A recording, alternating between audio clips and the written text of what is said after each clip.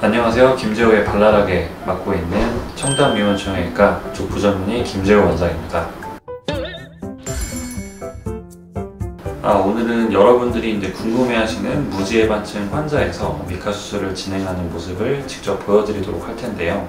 촬영을 마치고 이제 곧 저는 수술에 들어가야 하는데 그 전에 엑스레이를 보면서 수술 전 계획 및 또 이 환자 케이스에서 어떠한 것들을 주의해야 하는지 간단히 설명을 드리고 시작하도록 하겠습니다.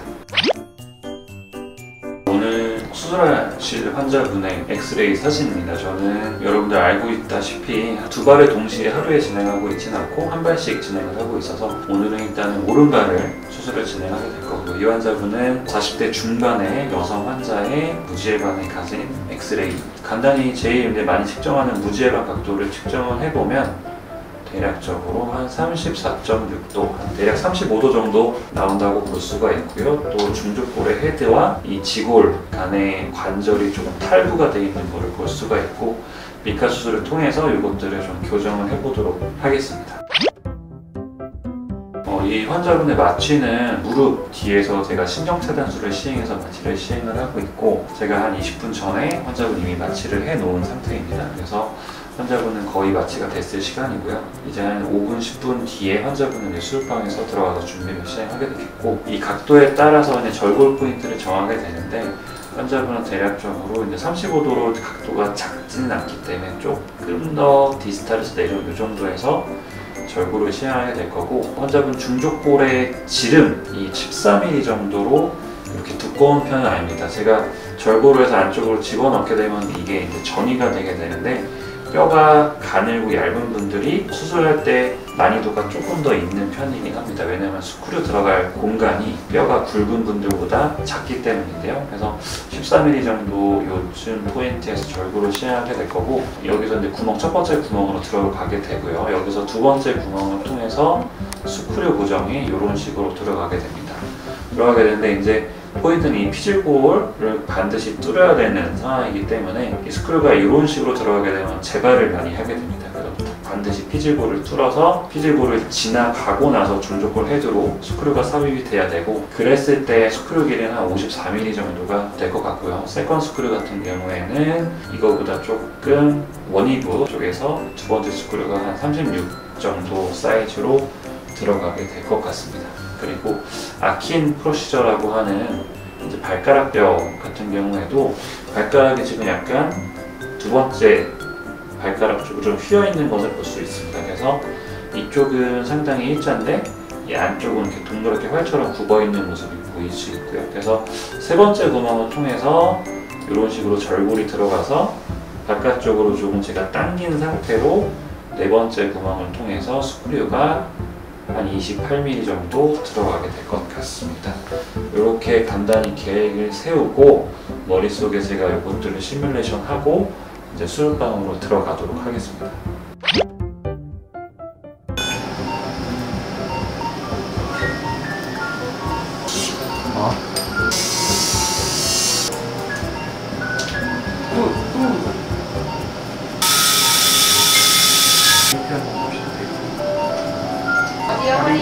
거의 끝났어요. 네.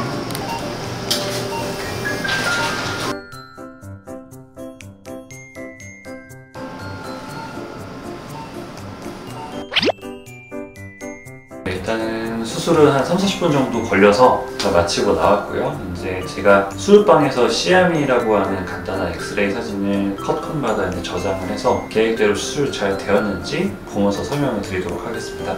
아까 말씀드린 대로 아까 그 절골 포인트에서 첫 번째 그 구멍, 절개인 한 3mm 정도 구멍을 통해서 이 절골 기구를 삽입을 했고요.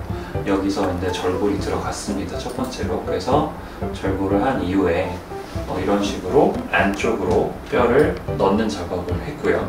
그래서 이제 빠져있던 관절이 어느 정도 상업성을 이루는지 먼저 좀 테스트를 해보고 어느 정도 전이 된 상태에서 제가 고정을 해야 되겠다 라는 생각을 먼저 한 뒤에 이제 가이드 핀이라고 하는 녀석을 넣어서 스크류를 어느 정도에 삽입을 해야 될지 제가 가늠을 해보고 있는 장면입니다.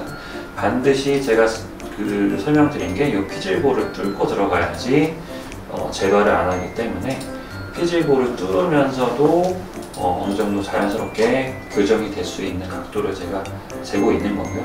이 정도 했을 때 피지볼을 뚫고 지나가면서 중족골 헤드도 교정이 되겠다, 이게 판단이 섰을 때 제가 이제 스크류를 삽입을 하게 됩니다.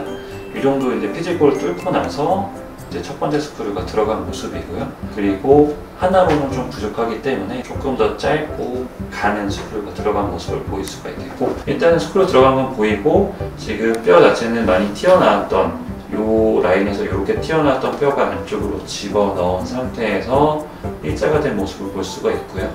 그리고 관절이 약간 탈부가 돼 있었는데 관절이 완전히 상합성을 이룬 모습을 볼 수가 있겠고, 또 여기 있는 종자골도 원래 이제 두 번째 그 중족골 쪽으로 많이 회전 변형이 있었던 건데 완전히 수복된 모습을 볼 수가 있습니다. 제가 미세하게는 이 중족골 헤드를 약간 로테이션 시켜서 그것까지 3차원적으로 변형해 교정을 하고 있기 때문에 이런 식으로 다 교정이 된 모습을 볼 수 있고요.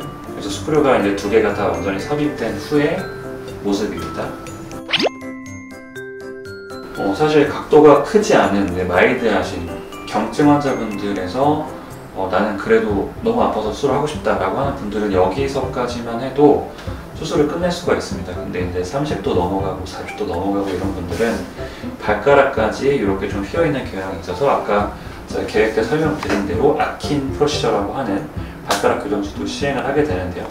보시면은 발가락이 두 번째 쪽으로 약간 휘어있는 것을 볼 수가 있습니다. 그래서 세 번째 구멍을 제가 뚫어서 다시 절삭기구를 삽입해서 절골을 하게 되고, 절골한 후에 제가 바깥쪽으로 이제 그 지골 발가락을 살짝 당기게 됩니다. 그래서 당긴 상태로 스크류를 삽입해서 네 번째 구멍을 삽입해서 완전히 교정을 하는 모습이고요. 그리고 이제 스크류가 다 삽입이 되고 난 이후에는 다양한 각도에서 수술 사진을 보면서 혹시 스크류가 긴 곳은 없는지, 짧은 곳은 없는지, 삐져나간 것은 없는지 최종적으로 다 확인을 하게 됩니다. 그래서 보시면은 이게 이제 마지막으로 파이널로 찍은 엑스레이고요. 이것이 오늘 이제 수술방에서 나와서 찍은 엑스레이입니다. 수술방에서 찍은 거랑 나와서 찍은 건 똑같고요. 그리고 이 환자분 수술 전 엑스레이, 제가 이제 계획을 세우면서 막 이렇게 지적을 하게 되어 있는데 좀 제가 지워보겠습니다. 지워보고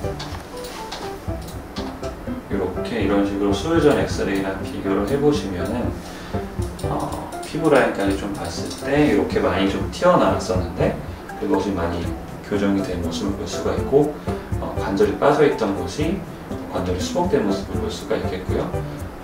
휘어져서 두 번째 발가락을 밀고 있었는데 첫 번째 발가락이 완전히 서서 예뻐진 모습을 볼 수가 있습니다. 실제로 통증도 덜하고 환자분들의 만족도도 올라가기 때문에 엑스레이 모양도 상당히 중요하다고 생각하고 있습니다. 네, 오늘은 이제 무지해반증 환자에서 비절개, 최소침습이라고 불리고 있는 미카 수술을 어떻게 계획을 세워서 계획대로 수술됐는지 그런 것들을 간단히 좀 보여드렸습니다. 여러분들이 많이 궁금해 하셨을 영상일 것 같은데요. 수술을 고민하시고 계획하고 있는 분들에게 상당히 도움이 될 것 같습니다. 여기까지 오늘 김재호의 발랄하게 마치도록 하겠고, 구독과 좋아요 부탁드리겠습니다. 감사합니다.